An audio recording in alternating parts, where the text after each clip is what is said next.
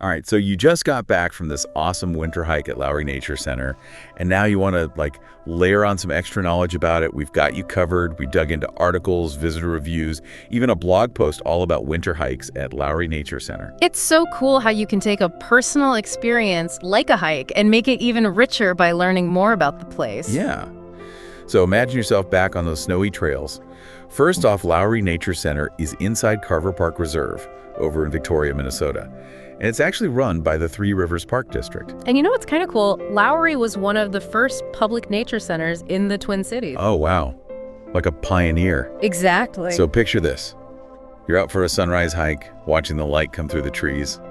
Or maybe you're snowshoeing under the moon. Well, the trails at Lowry are open from 5 a.m. to 10 p.m. every day. Gives you lots of flexibility. Of course, the Nature Center building itself has its own hours, but still. Makes sense. After your hike, though, did you feel like heading into that Nature Center building to warm up? Oh yeah, especially in the winter. I bet our listeners were ready for a little warmth. Speaking of winter, let's get back to that blog post you mentioned about winter hikes. The one that really captures the feel of it. Oh, the language is amazing. It talks about the crisp air, freshly fallen snow blanketing the landscape, prairies, frozen wetlands, towering oak forests. I mean, it's like you're stepping into a painting. Totally. And it even talks about the sounds you hear, crunching snow, maybe even a distant owl. I bet that sounds familiar to you from your hike. You know, winter really does change the landscape. Like those tracks in the snow, they're more than just footprints, they're stories. It's like a different way of seeing the wildlife. I love that. It's like nature's detective novel. Yeah. Did you happen to hike on the Forest Loop Trail? Or the Welland Overlook Trail? The blog post mentions those as being particularly beautiful in the winter. Doesn't matter which trail you were on, you were definitely surrounded by a winter wonderland. What about wildlife? Did you see any out there? Our sources talk about all kinds of creatures that are out and about even when it's cold. We've got a whole list here. Pileated woodpeckers, chickadees, nuthatches, maybe even some trumpeter swans if you were lucky. Oh, and don't forget the deer and foxes.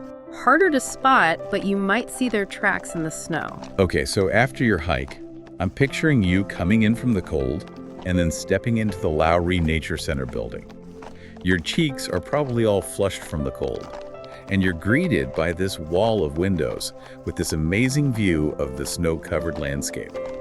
The sources we found describe it as super inviting, and I bet after a winter hike, that warmth felt amazing. Plus, you can still enjoy the wildlife, even when you're inside and all cozy.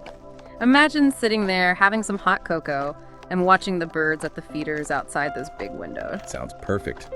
Did you get a chance to check out any of the exhibits in the Nature Center? I hear they have some really cool displays about the local ecology and even some taxidermied animals. Yeah, it's a great way to learn more about the environment you were just hiking through. But we can't forget that Lowry Nature Center is just part of something bigger. You're right, there's the whole Carver Park Reserve. Yeah. Over 3,700 acres, right? Exactly. Think about it. Restored prairie, hardwood forests, wetlands, lakes, all shaped by glaciers way back when, like walking through history. Okay, I gotta share some of these visitor reviews. One person called Lowry a magical place. Another said it's the best place to take your kids. And someone even said it's always changing, always something new, which I think is especially true in the winter. Totally. Every season is different at Lowry. Oh, and this is just a quirky little detail, but apparently they have a quarter machine there that gives you polished rocks. How fun is that?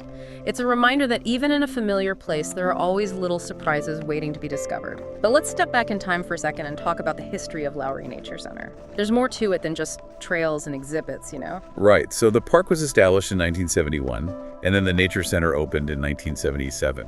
And here's something interesting. It's actually named after a local physician, Dr. William Lowry. He was a big advocate for nature preservation. So, in a way, you're walking in the footsteps of someone who really cared about these spaces. That's amazing. So now that we've set the stage, let's zoom in a bit and focus on Lowry Nature Center itself.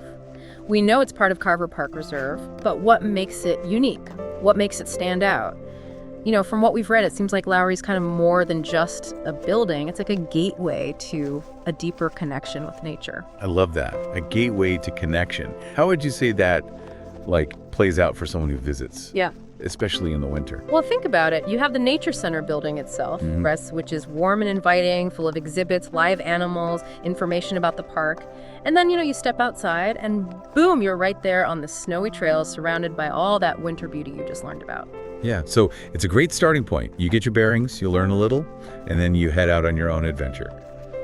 Speaking of the Nature Center building, did you actually go inside after your hike? If you did, you might have noticed those huge windows that give you those panoramic views of the whole park. Our sources mention how cozy and welcoming it is inside, especially, after you've been out in the cold. Oh, I bet. I can totally picture it. Thawing out by the windows, watching the snow fall, maybe even spotting some birds at the feeders outside. And Lowry Nature Center is known for its exhibits. They focus a lot on local ecology. They have displays about all the plants and animals that live there, plus, interactive games and activities so people of all ages can learn about nature. Sounds like there's something for everyone, from serious nature nerds to families with little kids. And they have live animals too, right? One source specifically mentions live reptiles, which, those are always cool to see up close. It really makes you appreciate them more. It's one thing to read about, a snake shedding its skin, but it's totally different to see it in person. It makes it real. Okay, let's step back outside for a minute. We know you went on a winter hike, but can you imagine being on those trails in a different season? Like, what other trails might you explore if you go back? Oh, for sure. There are tons of options. The sources mention a Perry Loop trail that goes through these open grasslands. Imagine that in the summer, full of wildflowers. And then there's the Carver Park Reserve Loop, which goes beyond the Nature Center itself. Wow, you could probably spend a whole day out there exploring all the trails. Are there trails for all different skill levels? Yeah, definitely. Some trails are super easy, perfect for a casual stroll. Others are a bit more challenging, for experienced hikers. They even have trails that are stroller and wheelchair friendly, which is awesome. I love that they've made it accessible for everyone. Okay, back to your winter hike. You mentioned seeing animal tracks in the snow. Did you try to figure out what animals made them? It's like a puzzle, right? Luckily, our sources list some of the animals you might have come across. We already talked about the pileated woodpeckers, chickadees, nuthatches, and the trumpeter swans, of course. And those deer and foxes. They're probably more active at dawn and dusk. Their tracks are like little stories, clues about where they've been and what they're doing. Yeah, it's like getting a peek into their secret lives. Don't forget about using your ears in the winter, too. Things are quieter, there aren't any leaves on the trees, so you can hear sounds that you might miss otherwise. Good point. You could probably hear the woodpeckers pecking away, or maybe even an owl hooting in the distance. Exactly. It's not just about what you see, it's about all your senses. Speaking of which, remember that quarter machine that gives out polished rocks? Oh, yeah. Did you see it? It's such a cool little souvenir. Before we wrap up, though, let's get back to those educational programs they offer at Lowry. They seem to have a ton of stuff for all ages. Yeah, I'm looking at their brochure here. They have everything from preschool nature walks to adult workshops, bird watching basics, photography classes, even wilderness survival skills. And they do seasonal events too, like Right. maple syruping in the spring and full moon snowshoeing in the winter. Wow, full moon snowshoeing. That sounds Yeah. magical. They really seem to do a great job of offering something for everyone. And it goes back to their whole mission as a nature education center. It's not just about preserving these amazing places, it's about helping people understand and appreciate nature. I love that. Creating connections, a sense of wonder and responsibility for the environment. Actually, while we're on the topic of Lowry's history, I found something kind of cool about Dr. William Lowry himself. Oh, really? What'd you find? So I was doing a little research on him. Turns out he was more than just an advocate for preserving nature. He was a real pioneer in outdoor education. Wow, that's interesting. What did he do? Well, one source said that he helped create the first outdoor education programs for Minneapolis public schools way back in the 1950s. That's incredible. So his legacy goes way beyond just Lowry Nature Center. He influenced how a whole generation learned about nature. I know, right? Yeah. It's pretty amazing to think that, in a way, your hike was made possible by someone who really understood how important it is to connect people with nature. Gives it a whole new meaning, doesn't it? To know you're walking in the footsteps of someone who made such a difference. Okay, I think we've covered a lot. The trails, the exhibits, the history, even the educational programs. There's one more thing, though. Something that keeps coming up in all the sources we looked at. And that's this idea of Lowry as a place for restoration and reflection. Ah, yes, that feeling of peace you get when you're surrounded by nature. Did you feel that during your hike? That sense of, like, slowing down, breathing deeply, just being in the moment. Totally. Yeah, I definitely felt a sense of calm come over me while I was hiking. It's like all the stress just goes away and you just feel this, I don't know, this appreciation for everything around you. Yeah, it's like hitting the reset button, right, for your mind and body. All those sources we looked at, they used words like magical and peaceful and serene to describe Lowry. And remember that blog post? It really talked about slowing down and just being present in nature, especially, in the winter when everything's so quiet and beautiful. And it's not just about like the scenery, is it? The sources also talked about how welcoming the Nature Center building itself is. Those big windows, the warmth, being able to watch the birds at the feeders.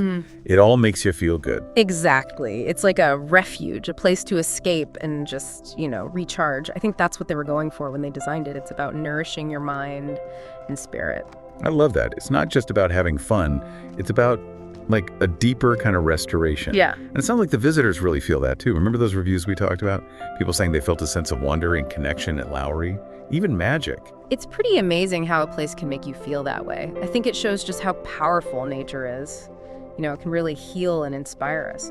Which makes me wonder, how can we hold on to that feeling of restoration and connection, even when we're not at Lowry? That's a good question. It's like, how do we bring a piece of that magic home with us? Maybe it's about being more mindful, more present in our everyday lives, even when we're not out in nature. Yeah, maybe it's about finding ways to connect with nature in our daily routines. Going for a walk in the park, noticing the changing seasons, paying attention to the birds outside our window. Or maybe it's about holding on to that sense of wonder, remembering how we felt when we were exploring Lowry, and letting that feeling influence our everyday lives. Exactly. And maybe, just maybe, those little moments of connection will inspire us to protect nature. Make sure places like Lowry Nature Center are around for a long time. Well said. So as we wrap up this deep dive into Lowry Nature Center, we want to leave you with this thought. You've gotten a taste of this beautiful natural space. You've learned about its history, its wildlife, and its power to restore and connect us.